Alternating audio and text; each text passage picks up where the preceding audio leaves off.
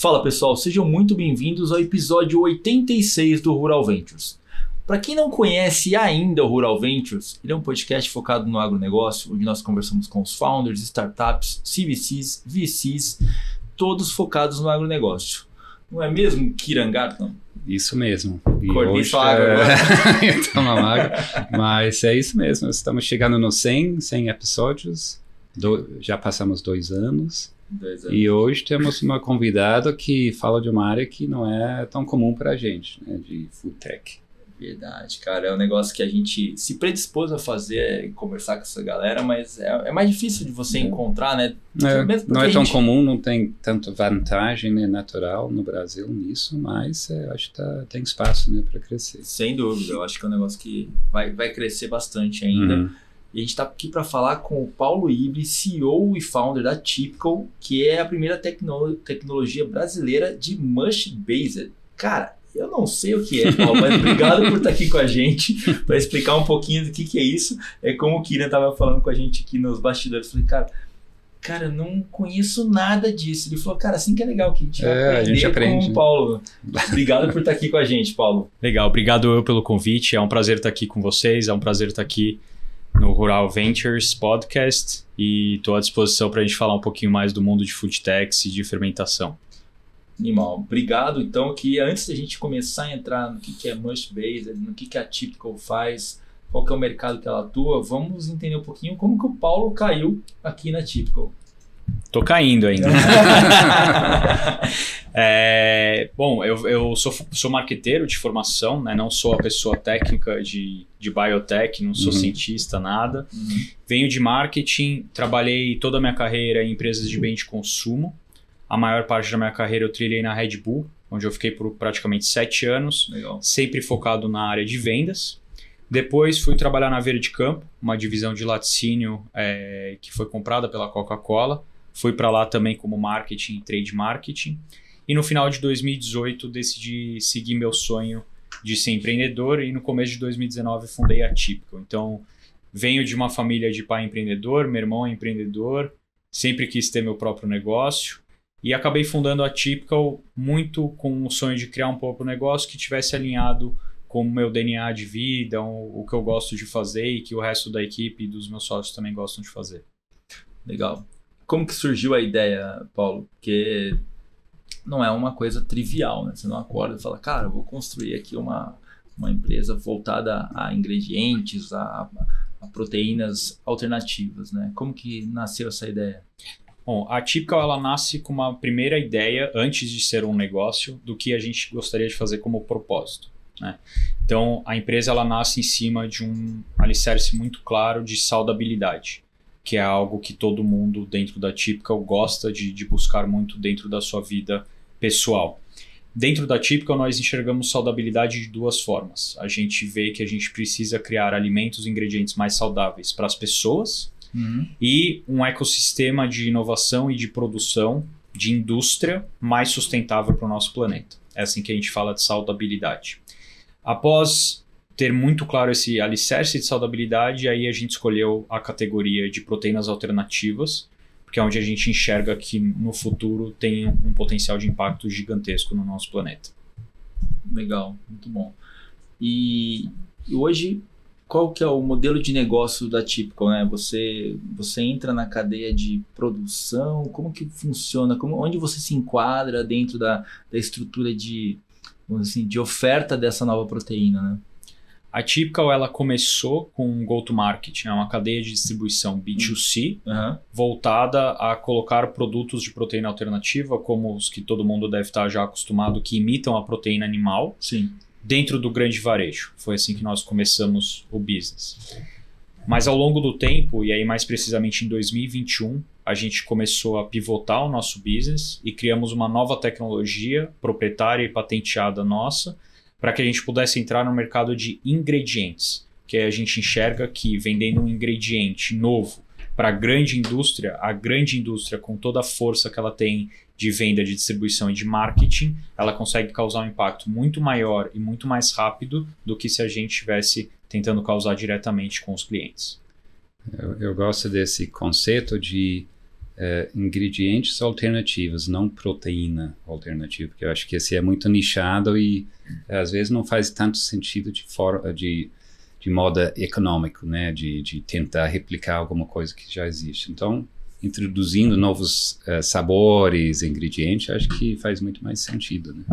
Exato. A gente, como negócio, né, e como estratégia, a gente não vai ficar somente conectado ao mundo de proteínas alternativas que a gente chama plant-based, que imita a carne animal. O que a gente quer é realmente trazer ingredientes inovadores a partir da nossa tecnologia para a grande indústria de alimentos.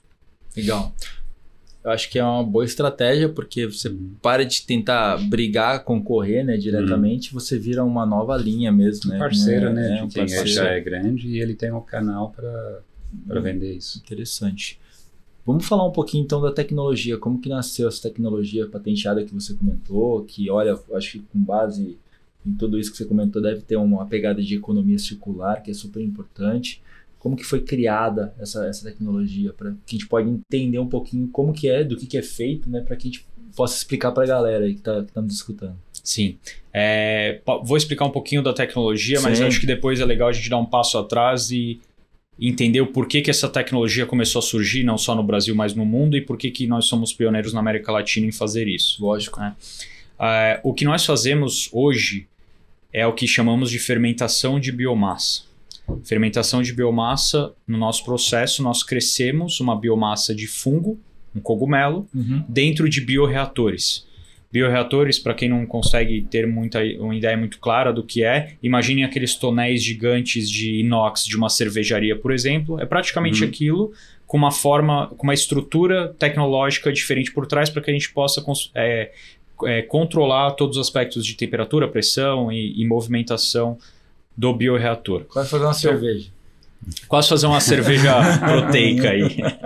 E sem álcool. Um whisky. É um whisky, exatamente.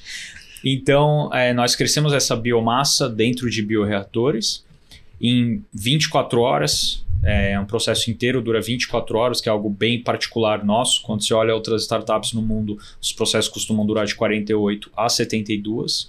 E em 24 horas nós temos uma massa de fungos, que nós chamamos, imagine, parece um algodão doce, em que a gente faz um processo de filtração para tirar excesso de água e alguns processamentos adicionais. E em seguida a gente tem o micélio, que é esse fungo que cresceu, como um ingrediente pronto para ser vendido para a grande indústria. A gente pode vender ele fresco mesmo, simplesmente congelar essa massa e mandar para a indústria para desenvolver alguns tipos de produto, como transformar em outras versões, como um pó, por exemplo, para que possa ser adicionado em outros tipos de alimentos. Caramba. Qual é o insumo que você coloca lá dentro para criar isso? Não existe semente de cogumelo, não sei. Bom ponto. O que a gente faz é colocar o início do fungo, então imagina que é um fungo bem pequenininho que a gente faz em tubo de ensaio, dentro do bioreator. E o fungo, assim como um ser humano, quanto mais ele come, mais ele cresce. Então o que a gente faz é colocar um mix de nutrientes dentro do bioreator para que o fungo coma e cresça e se transforme nessa biomassa que vai virar o ingrediente o mais rápido possível. Um ponto importante do nosso processo é que ele tem como ponto de partida economia circular. Então nós não só falamos com a indústria de alimentos na ponta da cadeia, em que a gente vai vender o nosso ingrediente, a nossa matéria-prima, mas a gente fala com indústrias também no início da cadeia, em que a gente pode pegar resíduos, por exemplo, de produção, que para elas não são mais válidos, e dar para esse fungo se alimentar. Então, a grosso modo, o fungo ele come fontes ricas de carbono e nitrogênio. Então, indústrias que tenham resíduos desse tipo são de grande interesse para a gente. Caramba. Aí entendi agora a economia circular como um todo, né? E o IP de vocês, o patente, é sobre esse processo mais rápido, esse de fazer em 24 horas em vez de... Ou tem outros aspectos também que são diferentes? Esse é um ponto, então, voltando à última pergunta, que eu esqueci de responder uma parte. A tecnologia inteira foi desenvolvida dentro de casa. A Typical, ela não nasceu numa universidade, por assim dizer. Então, nós temos um CTO, que é o Eduardo Sidney, espero que esteja assistindo agora, que desenvolveu junto ao nosso time de P&D toda a tecnologia para que a gente tivesse isso de forma interna, é uma tecnologia patenteada. Agora, respondendo a outra pergunta, dentro da patente nós temos alguns pontos, dentre eles os 2 principais. Todo o processo que nós fazemos, não só a agilidade do crescimento em 24 horas, mas todo o processo de controle, ele é patenteado. E nós temos um processo adicional também em que a gente consegue transformar essa biomassa num substituto de carne, porém como um corte inteiro, que é algo que a indústria feita de plantas, por exemplo, nunca conseguiu fazer. A gente consegue transformar o micélio em um peito de frango sem a adição de ingredientes externos. Isso faz também uma grande diferença na indústria, principalmente quando a gente fala de categoria plant-based, que é uma categoria que vem caindo as vendas ao longo do tempo, mas em que houve uma clara discrepância entre a proposta de valor que o consumidor queria e a proposta de valor que as indústrias estão conseguindo entregar. Eu perguntei sobre os insumos porque eu lembro que esse ervilha, né, que muitos usam aqui para fazer o proteína alternativa era importado, nem era produzido aqui. Hoje, no seu processo atual, o sourcing é tudo local ou tem ingrediente que tem que vir de fora ainda? A nossa produção de micélio é toda local. Tá. E o nosso business plan está contemplado para que a gente cresça o Parque Fabril dentro do Brasil. Então é tudo feito dentro de casa e em seguida expandir para a América Latina. Legal. Você falou que você consegue, com esse material que você produz, você consegue produzir um peito de frango, né? E a textura desse peito de frango, porque assim, eu nunca experimentei, né, esse tipo dessa forma que foi feito, mas assim, a textura ela é muito parecida. Como que funciona isso? Que acho que a grande barreira de entrada hoje do plant-based foi a textura, acho que foi, porque o sabor, eu sei que minha irmã, ela é vegetariana, ela fala, o sabor às vezes é bom, mas a textura, como você fazer, às vezes impede de você fazer no fogão, no forno, alguma coisa assim. Sim, você já comeu algum produto plant-based? Ou não? Ok. Olha a cara. O plant-based, ele encontrou e vem encontrando 2 principais barreiras, né? A textura e o sabor. Então, quando você pensa em público massivo para plant-based, a grande massa de consumo viria dos carnívoros. E para o carnívoro, o sabor do plant-based ainda está um pouco longe, assim como a textura, né? O grande ponto dentro do plant-based, quando a gente fala de textura, é que para se ter a textura que é semelhante a uma proteína animal, que é o produto que a gente está acostumado a consumir no mercado, a indústria precisa adicionar muitos aditivos e ingredientes, como metilcelulose e vários tipos de fibra. Porque uma ervilha ou uma soja, elas ficam muito longe de uma textura animal. Então você precisa colocar muitos ingredientes. É daí que veio uma das principais críticas da categoria, que um produto plant-based pode ter 15, 20, até 25 ingredientes. Porque você precisa colocar muita coisa lá. Quando a gente pega dentro dos reinos, nós temos o reino animal, o reino vegetal e tem um reino que a gente sempre esquece, que é o reino fungi, que é da onde vêm os fungos. Quando nós pegamos a estrutura de fibras de todos os reinos, o reino fungi está muito mais próximo do reino animal do que o reino vegetal. Shimeji como pra caramba. E se você, assim, a grosso modo, ele tem uma mastigabilidade que fica muito mais próximo do que você comer uma ervilha. Com certeza. Certo? Então, esse é um dos pontos. O segundo ponto é que existe um sabor particular que é chamado de umami. Não sei se vocês já ouviram falar disso. Hoje, a maior concentração de umami, por exemplo, é na carne vermelha. O único lugar que a gente encontra umami fora do reino animal são nos fungos. Legal. Então, respondendo as 2 perguntas de textura e de sabor, é muito mais fácil você crescer um fungo com uma textura próxima à proteína animal do que um vegetal, por exemplo. Além disso, dentro do nosso processo, nós utilizamos um equipamento que chama texturômetro, que a gente consegue, por exemplo, medir pelo equipamento qual a textura de um peito de frango. Nós utilizamos uma base de dados e a partir daí a gente molda o crescimento da fibra do fungo dentro do bioreator, desse micélio, né, a palavra correta é micélio, dentro do bioreator, para que quando ela cresça, ela já tenha uma textura e uma mastigabilidade parecida com o peito de frango, por exemplo. Então, a gente faz todo o processo de texturização através de biotech.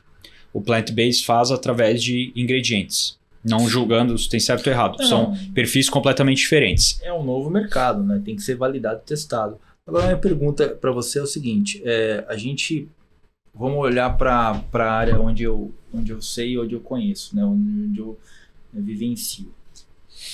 O mercado de frigorífico hoje ele está dividido entre algumas frentes e a gente acabou de ver um movimento interessante do Marfrig, né? Vendendo as plantas de abate dele para o Minerva e partindo mais para, vamos dizer assim, para a parte de congelados, que a gente olha para BRF, comprando mais participação na BRF para estar mais próximo dos congelados que ele entende, acho que tem um valor agregado maior.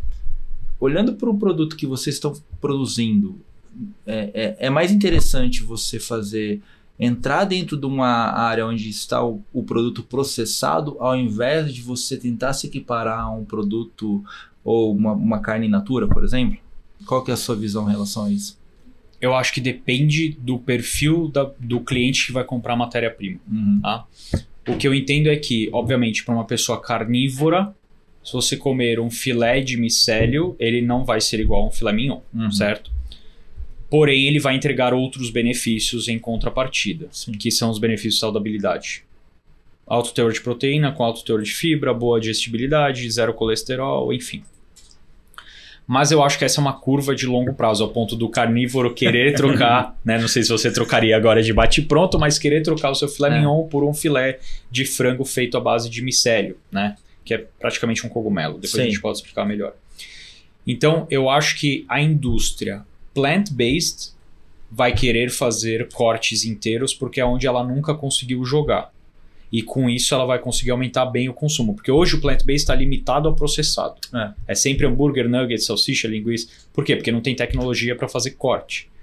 O micélio proporciona isso. Então, acho que é uma estratégia. Legal. Quando a gente olha a estratégia da carne, o que eu acho que é o futuro são os produtos híbridos, em que a gente mistura carne animal com uma proteína vegetal, no nosso caso é de fungo, que é a que tem a melhor receptividade em termos de sabor e textura, para se criar, por exemplo, produtos 50-50. Aí eu acho que é um sistema muito ganha-ganha para todo mundo. Aí a adaptação é mais fácil, né? Ela é quase, não vou falar assim, sem custo, mas ela tem um custo muito baixo. Se você testar produtos, está começando a aparecer lá fora, 50-50, em teste cego você não percebe, porque o fungo ele é uma esponjinha, né? Você come shiitake, ele é super poroso. Então, se você misturar um fungo com uma carne, ele vai absorver o sabor da carne e você não consegue perceber pela mastigação, por exemplo, no hambúrguer, você não consegue perceber. Então, é um custo muito baixo, sendo que o consumidor vai receber em troca alguns benefícios de saúde, vai ter menos gordura, vai ter menos colesterol, com o sabor que ele sempre gostou. Esse é o conceito. E a parte de validade, né, de shelf life, ele fica... Essa era a pergunta que eu fazia. Shelf life, boa, vai lá. Ele fica na geladeira, como que é o validade, né, desse? É mais longo do que o carne normal? Nós trabalhamos com ele hoje em 2 formatos. A gente tem o micélio que nós chamamos de fresco, que é o que é usado, por exemplo, para produtos plant-based e cárneos, que é uma matéria-prima congelada. Congelado ele vai ter um shelf life, né, uma duração de 12 meses. E nós temos o pó, que é para ser utilizado, como eu comentei, em outros tipos de produto. O pó ele tem em torno de 18 meses de validade. Então é uma validade bem longa, muito fácil de trabalhar com o produto. Sendo que nós ainda trabalharemos na proteína seca, né, que é como se fosse a proteína de soja texturizada, que passa por um processo de extrusão. Porém o micélio ele não precisa passar por uma extrusão para ter textura. Ele já tem a textura natural proveniente do fungo. Então é um processo a se estudar. Em nenhum lugar do mundo ainda se faz isso.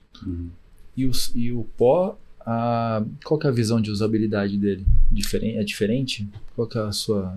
O pó é outro tipo de indústria que vai ter a possibilidade de trabalhar com pó e ele agrega no produto em múltiplos fatores. O primeiro deles é que o micélio, como ele traz certa suculência e umami, ele ajuda a realçar sabor. Diversos testes que nós fizemos de aplicação em doces, por exemplo, brownies, recheios, você consegue diminuir o teor de gordura e de açúcar, sem ter um impacto muito grande no paladar. Além disso, o micélio, como a gente comentou, ele é uma fonte de proteína e de fibra. Então você consegue, por exemplo, fazer uma bolacha integral com micélio, reduzir farinha, então vai ter menos carboidrato, menos farinha branca, e adicionar micélio, que vai adicionar fibra e proteína. Então depende muito de como a indústria vai querer utilizar esse pó, mas ele é super versátil. Legal. E olhando para o go-to-market de vocês, como que vocês estão estruturados para levar esse produto para que o consumidor final conheça ou que as empresas comecem a adotar com maior frequência? Hoje nós temos uma planta piloto que fica em Curitiba, né? Quem faz a gestão é o Eduardo, nosso sócio, o CTO. Nós estamos expandindo a produção no ano que vem. Com essa nova produção, já vai nos proporcionar fazer um piloto comercial. Sim. O que significa isso? Vender a matéria-prima numa quantidade suficiente que uma grande indústria de alimentos já possa começar a trabalhar. Que abaixo de certo volume também você nem consegue lançar o produto junto com eles. Essa é a nossa estratégia. Então a gente vai aumentar a produção, fazer um piloto com um desses parceiros e colocar o produto no mercado disponível para o consumidor através da grande indústria. A Typical não vai direto. Isso está previsto para acontecer até o meio do ano que vem.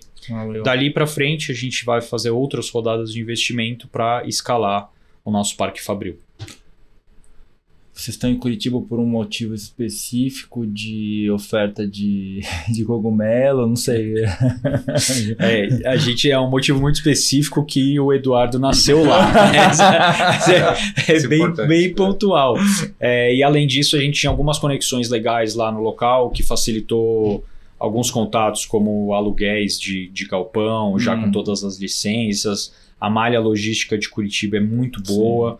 E a gente consegue também ter alguns ganhos, algumas eficácias de custo. Então legal. Acabou valendo a pena. Não, só perguntei porque eu conheço Mogi e tem um monte de cogumelo aqui, mas não é necessariamente isso. Né? É completamente diferente. É diferente, né? E acho que com o trânsito de hoje o Eduardo seria meio reticente de mudar a adaptação do papo.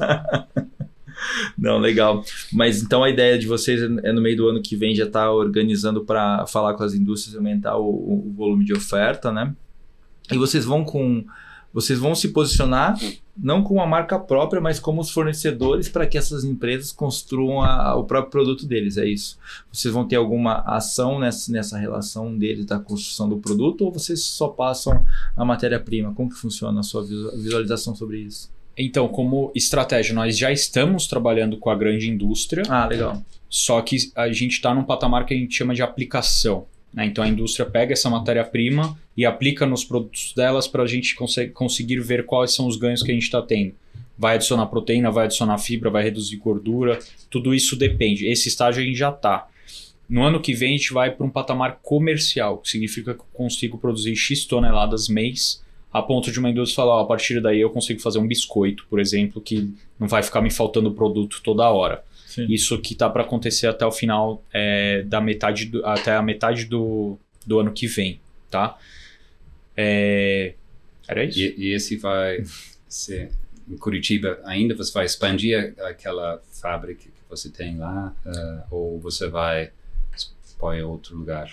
Para o ano que vem a gente vai expandir o nosso Parque Fabril onde estamos.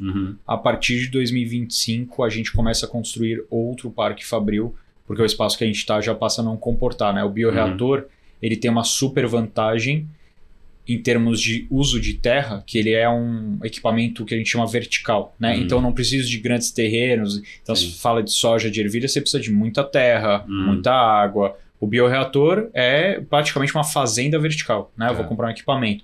Mas aí nós precisamos de prédios, não pode ser um warehouse lateral. Então, aí tem algumas particularidades de espaço. Mas esse é o único motivo. Então, a gente faz isso a partir de 2025, pós Series A. Você falou vertical, eu achei que enfiava na terra. Não, adoraria. Mas a gente está falando de, em 2025, começar a ir para um prédio de 5 andares. Ah, entendi. Ah, legal. Mais ou menos. Pega uns prédios velhos que tá reforma, fica mais fácil, pô. Pode ser. Mas mais fácil, né?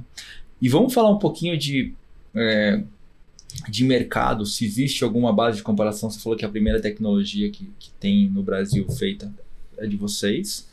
Existe alguma empresa mundialmente que tem alguma coisa correlacionada, que já está num estágio mais avançado, que já testou isso lá fora? Como que é o mercado que eles estão olhando hoje? Para ter uma base de ideia de como funciona isso lá fora. Sim, nós estamos sendo os primeiros na América Latina a trabalhar com micélio como ingrediente, como fonte de proteína e de fibra. Então isso tem um lado muito bom, né, como first movers, e tem, de certa forma, o lado ruim, porque concorrência também é sempre bom, até para você ter benchmarks para evoluir cada vez mais, né? Então, nós somos os primeiros nesse sentido. Quando falamos de outras startups, temos algumas na Europa, algumas em Israel e algumas nos Estados Unidos, tá? Mas ainda é uma tecnologia muito nova. Então, são poucas que já estão com o produto no mercado, e as que são B2B lá fora a gente não consegue ter acesso porque o produto que eles vendem ainda não está no mercado através de outra indústria, tá? Mas sendo um pouco mais prático na resposta, o player que acredito eu que está fazendo o maior sucesso agora é um player no Colorado, uma startup, acho que captou um Series C esse ano, se não me falha a memória, de $150 milhões. Legal. Chamada Meat. Então é meat, de carne em inglês, com um I no final. Então quem quiser pesquisar, tiver curioso, www.meat.com. É uma empresa do Colorado. A única grande diferença versus o nosso posicionamento, por exemplo, é que eles são uma consumer brand. Então eles são uma marca de bem de consumo, estão vendendo no varejo tradicional. Cortes, o que a gente tinha falado, cortes inteiros feitos de micélio. Tô vendo então aqui. Eles vendem, por exemplo, steak, frango, mas está fazendo um baita sucesso muito pelo perfil de saudabilidade do produto. Interessante, cara. Interessante. É bem bonito o produto. Eu tô vendo que é bem legal. O frango, pelo menos, é bem parecido, né? A carne bovina já não tanto. Carne bovina já é difícil. Não, mas legal. E como que vocês estão na estruturação da empresa? A gente vai entrar um pouquinho, até vou dar um recado pro pessoal aqui que está nos escutando.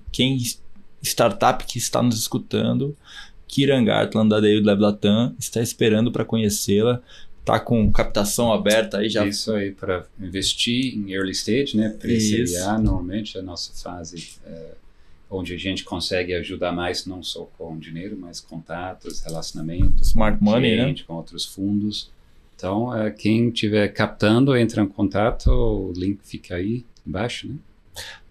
Eu coloco o link para vocês no LinkedIn para que vocês possam se cadastrar e entrar em contato com o Kieran, falar com o Nelson, passar lá no Dealflow, entender um pouquinho de como que a DW Lab trabalha. E voltando para cá, né, Kieran Gartland?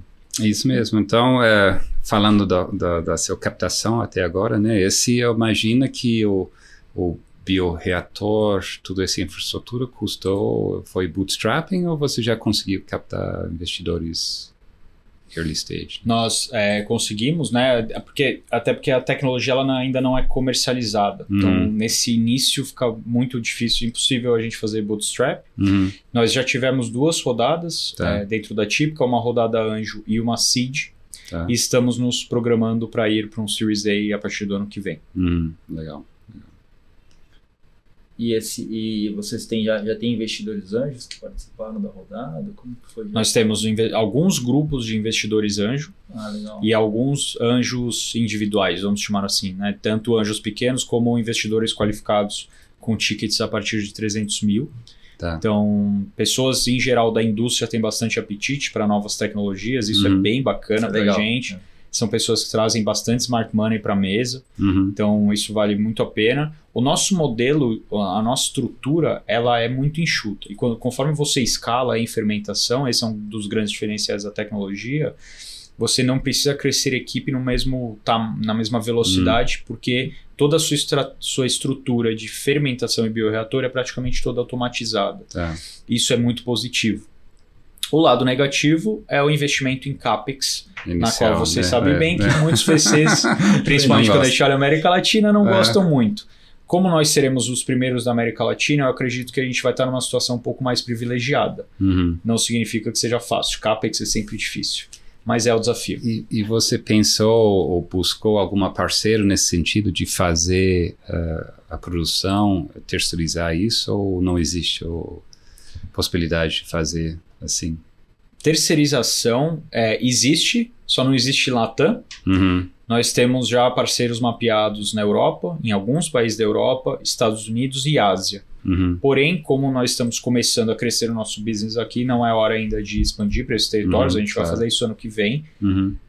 Latam, a gente precisa construir o nosso próprio Parque Fabril. Contudo, o que nós estamos procurando, infelizmente eu não posso citar nomes por causa de NDAs, indústrias que possam ser parceiras para que a gente reduza o investimento em CAPEX. Então, difícil encontrarmos bioreatores, por exemplo. Mas como eu comentei, além dos bioreatores, a gente precisa de todo o espaço. Todo o Parque Fabril, toda a parte de eletricidade, iluminar, todas as instalações que as grandes indústrias já têm. Esse é um ponto. Então, existe muita sinergia para que a empresa fique co-incubada em alguma grande empresa de bem de consumo. O segundo ponto é que, dependendo da indústria em que a gente estiver próximo ou dentro, a gente consegue otimizar o resíduo dessa indústria, fechando o ciclo de economia circular. Então, a indústria produz num Parque Fabril ao nosso lado, todo o resíduo que ela vai ter da produção já entra automaticamente na nossa produção e gera um novo ingrediente. Então, a partir de um resíduo, a gente consegue criar um ingrediente nobre, que é uma proteína de alto valor agregado. E aí a gente fecha toda a circularidade. Isso é interessante, né? E o custo de você... assim, o custo praticamente é o custo do bioreator, é isso? E o custo do insumo para você criar... A expansão, você diz. Não, para você criar essa proteína, o produto, né, final, que é a massa que você falou, que é o micélio, desculpa. Praticamente é o custo do reator, o custo das pessoas, energia, e o fungo tem pouco custo, na verdade, né? Na verdade, o fungo pra gente ele não tem mais custo, porque a gente mantém um cultivo contínuo e como eu falei, imaginem que é um tubo de ensaio. Então, entrou um funguinho no bioreator, já se deixa outro funguinho preparado. Como backup. Então, o custo é exatamente isso que você pontuou, né? A gente tem o custo do resíduo das indústrias, óbvio que as indústrias não vão mandar para a gente de graça, mas é um custo mais marginal. O grande custo da operação, e aí tem os custos variáveis normais de qualquer operação, né? Aluguel, eletricidade, mas o grosso é o CAPEX, que é o investimento em bioreator. Porque isso é interessante, né? Não é um custo tão elevado quanto você produzir os outros tipos de produção de proteínas alternativas como era antigamente, né? A boa parte, eu posso falar pelo nosso processo, é que é um processo muito automatizado, como eu comentei, mas que necessita de poucos equipamentos, né? Então, acho que é esse ponto. Então, nosso CAPEX é muito voltado a bioreator. Após o bioreator, o que a gente tem é uma linha de produção extremamente simples, né? Então, isso facilita muito investimento e facilita muito complexidade, né? Você tem menos mão de obra, você tem menos margem de risco, como a gente está lidando com um ingrediente novo de alto valor agregado, a gente precisa controlar 100% da produção. Então, isso facilita demais. Eu acho que é importante só fazer um parênteses aqui. Lógico. Acho que é legal a gente explicar o que é micélio. Porque sempre que até quando eu vou falar com P&D de indústrias, falam, não, porque eu vim falar de micélio, e aí me olham como se fosse um ET. Então, eu acho que é legal a gente abordar rapidamente. Micélio eu não sei mesmo, se vocês concordarem. Lógico, por favor. Então, como eu sou marqueteiro, eu vou explicar do jeito mais simples possível, que é o jeito que eu entendi, porque é algo novo para todo mundo. Então, sim, por isso. Imaginem que o fungo ele tem a raiz e o fruto, né? Então, por exemplo, quando você come a maçã, você está comendo um fruto. Essa maçã, obviamente, ela teve raízes, né? Enfim, você cresce uma parte embaixo da terra ou na árvore, enfim. No cogumelo é a mesma coisa. Então imagina que o cogumelo todo mundo está acostumado a comer, como um shiitake, um paris, um shimeji, é o fruto. Então você está comendo a maçã. Aonde esse cogumelo cresceu, ele cresceu em cima de múltiplas raízes, que hoje a gente não consome porque são raízes. Essas raízes, essa estrutura fibrosa embaixo do cogumelo, é o que a gente chama de micélio. Então o que a gente faz é crescer essa raiz, tanto que lá nos Estados Unidos a venda do produto é comunicada como mushroom root, raiz de cogumelo, né? Não se fala micélio, que é um termo técnico. Então o que a gente faz é crescer a raiz desse cogumelo em bioreatores para transformar isso num novo produto, num novo alimento e num novo ingrediente. Tá? Então, outro jeito fácil, acho que o Edu explica muito bem, né, de você vislumbrar, todo mundo já deixou pão embolorar, que fica aqueles fiozinhos, parece um fiozinho de cabelo branco Sim. no pão. Isso é um micélio.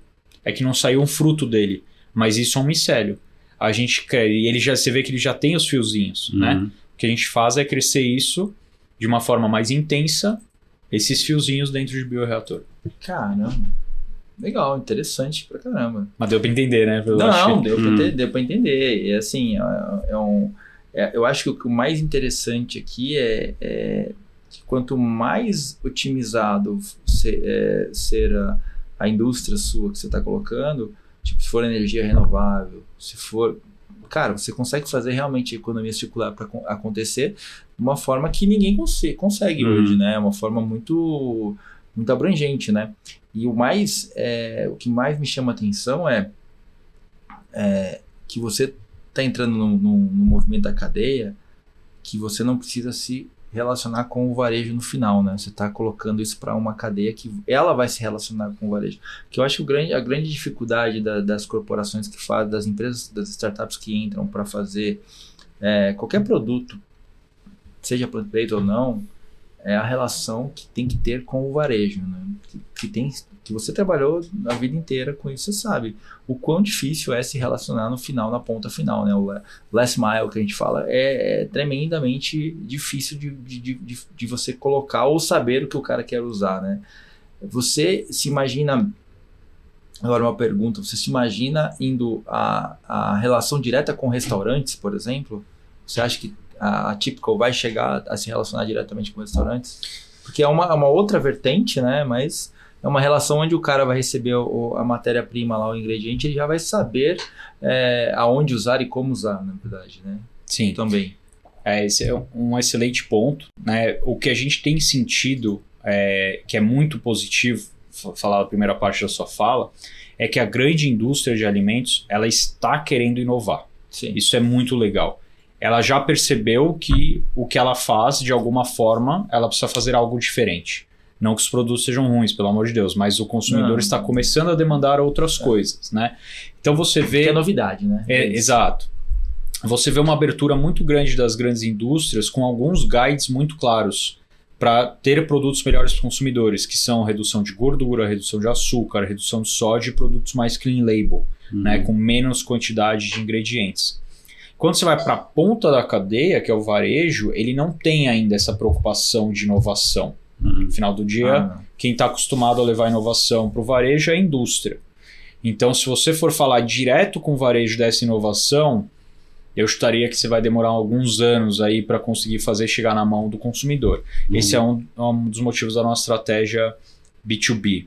Respondendo a outra pergunta do restaurante, a princípio não é o nosso foco de business.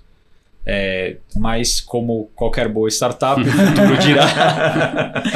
Nesse momento a gente não está abrindo portas e nem falando com restaurantes, até porque a gente não tem braço para isso. Sim. E a gente também não quer correr o risco de ser competidor do nosso próprio cliente a partir do momento que uma indústria vai querer atender o restaurante e a gente vai estar cortando ela de alguma forma.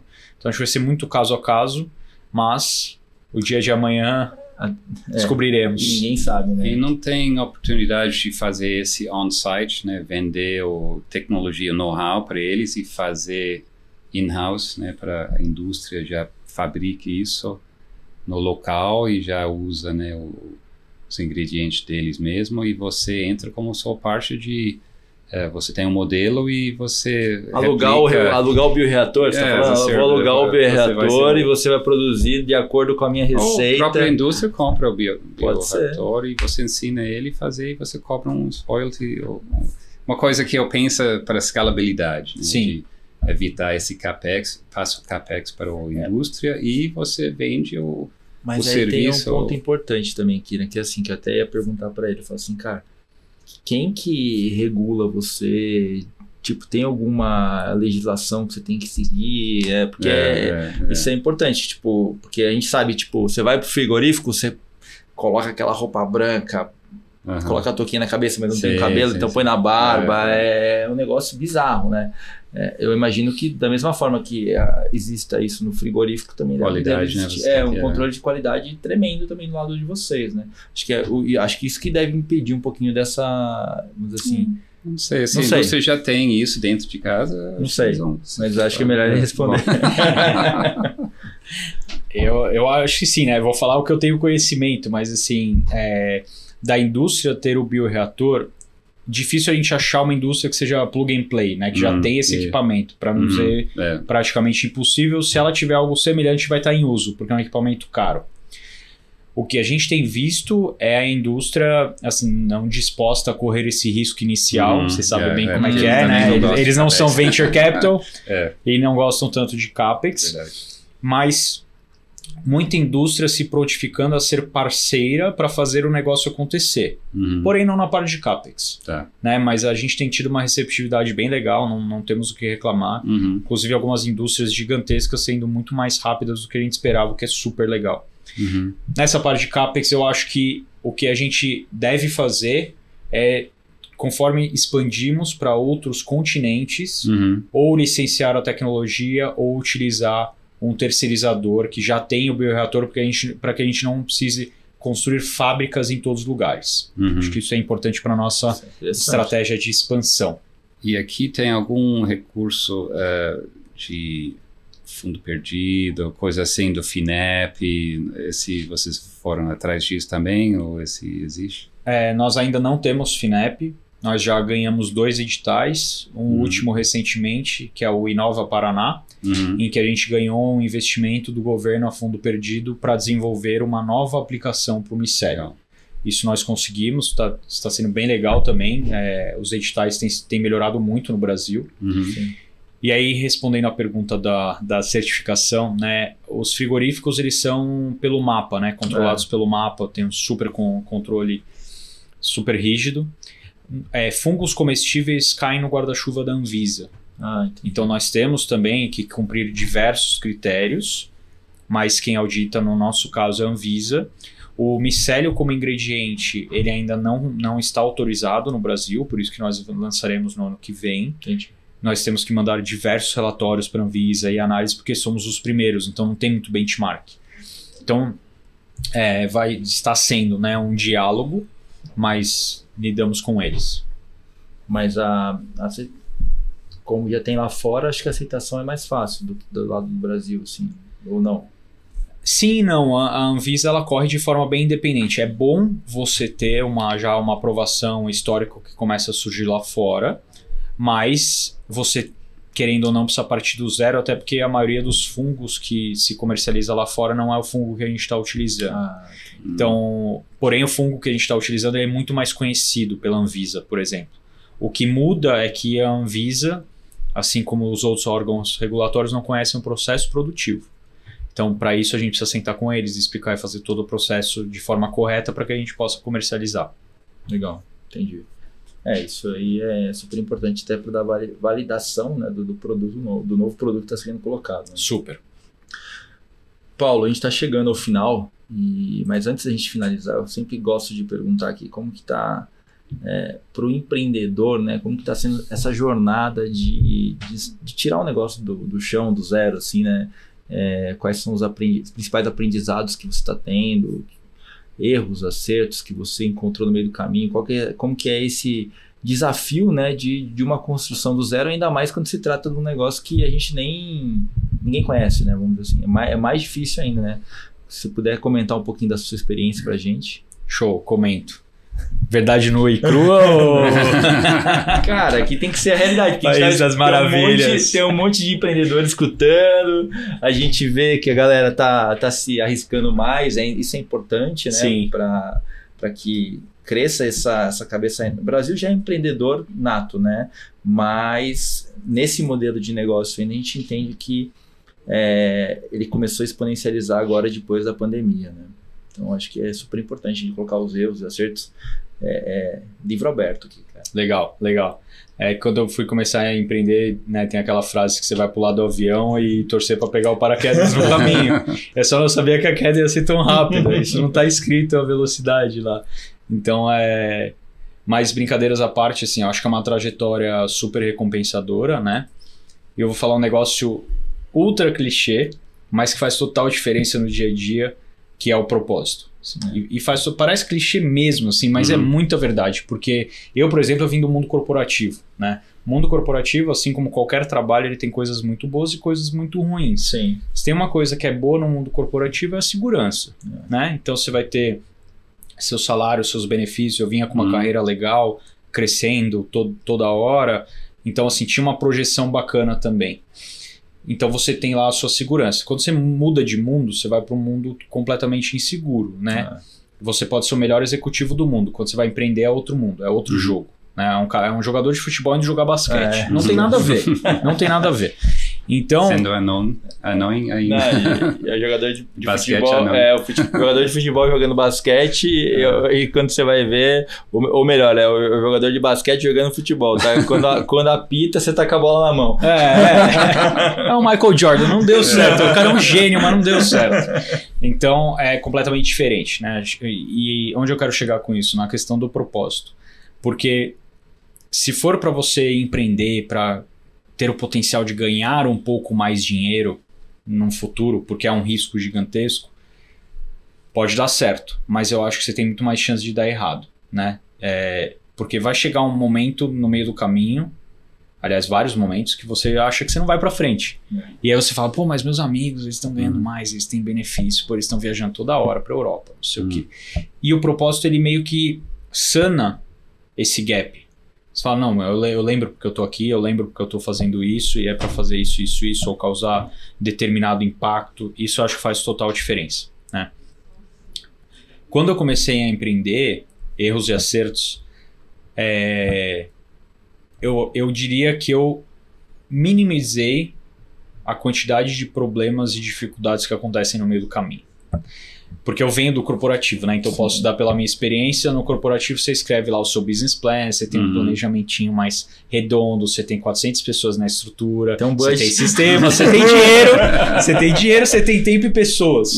Exatamente o oposto na startup, né? Você não tem nenhum dos três. E normalmente não é tão disruptivo, né? O que você faz dentro do cooperativo é incremental, é um projeto que não vai mudar o mundo, né? Exato.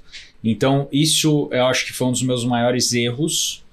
Eu minimizei a dificuldade ao longo do caminho. Não que seja ruim ou mal ou bom, mas eu acho que eu minimizei, né? Então, tem coisas que você projeta que você consegue fazer em X tempo que você realmente não consegue.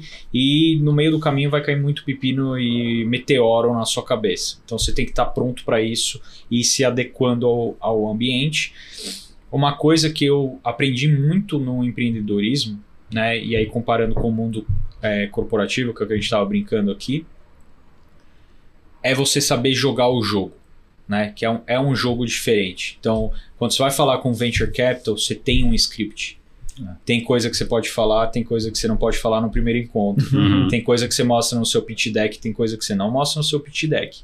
E tem um jeito de falar e construir a narrativa que é completamente diferente. Quando você vai fazer uma apresentação de business plan para um board ou para a diretoria de uma empresa, eles querem ver o Excel, quanto que você vai dar de EBITDA, quanto que você vai vender, margem, blá, blá, blá, blá.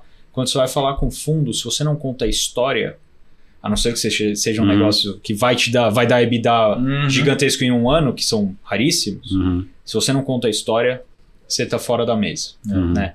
Então, isso acho que eu aprendi bastante também. E eu acho que o lado bom é que para quem empreende no Brasil, a hora que você sai, você está meio calejado, né? Então, tem algumas coisas aqui no Brasil que acontecem que são extremamente complexas, como carga tributária, por exemplo, né? Super fácil de lembrar. Que eu acho que tem um lado bom, né? Quando a gente fala com gringo, a gente foi acelerado na Suíça, um programa de aceleração. O gringo, ele tem alguns preconceitos contra o Brasil, principalmente startups em termos de investimento, porque eles têm muito medo porque não conhecem o território, não sabem o que pode acontecer. Mas tem uma coisa que eles dão valor no brasileiro, é a resiliência. Isso praticamente todo gringo tem. Ele acha que você vai chegar atrasado em todas as reuniões, mas ele fala, esses caras aguentam porrada, porque se eles empreenderam lá, agora para vir para Bélgica, você tá no paraíso. Você vai para Suíça, tudo funciona. Esquece. Então, isso acho que foi muito legal. Pô, show de bola, cara. Pô, legal demais essa história ali, contextualizar o que está sendo construído na Typical, porque acho que é com esses erros, esses acertos que você está levantando o que você está levantando, que é um modelo de negócio totalmente novo que não existe no Brasil. Então acho que vou até abrir a sessão, quando estiver pronto eu vou consumir um pouquinho de Por favor. A gente pode fazer uma Talvez degustação aquela híbrido, aqui. né? O meme. o híbrido, né? Vamos no híbrido, velho. Vamos exagerar. Se 10% da população fizer essa mudança, a gente já tem um impacto gigantesco. Sim, sem Então, dúvida. Eu acho que é isso, né? Acho que é um convencimento que leva tempo, na verdade, né? Mas é super importante para que a gente possa também experimentar. Que E também a nova geração você também. fez seu curso de churrasco, né? Churrasqueiro. Eu faço vários cursos de churrasco.